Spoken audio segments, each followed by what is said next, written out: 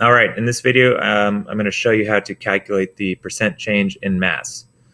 Remember that we don't want to just look at the mass difference because your initial mass of all the potato slices was not the same. They were different sizes. So we need to find out what percent of each potato slice changed.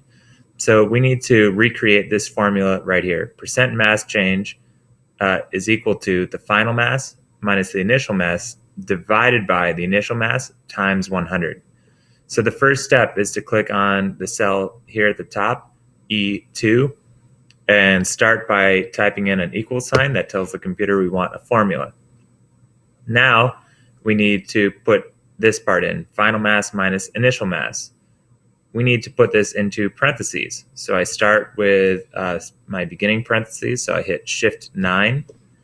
Then I need to click on the final mass. So I'm going to click on this cell right here, and now it is referencing cell C2. So that's our final mass. Now I need to subtract my initial mass. So I type in minus and then click on my initial mass. That would be cell B2. So I'm going to click there and then close my parentheses by typing in Shift 0.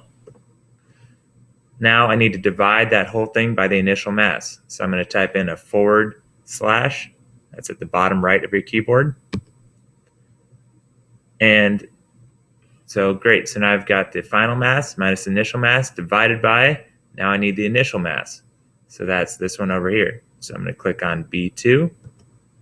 And my last step is to multiply that whole thing times 100. So the way I multiply is I have to add in an asterisk. So I'm going to type in Shift 8. That gives me an asterisk. And then type in 100. Hit Enter. And that's my percent change. Now I need to drag that formula down through these other three cells. So I put my cursor over the lower right corner, click, and then drag down. And that brings my formula down all the way through. That's it.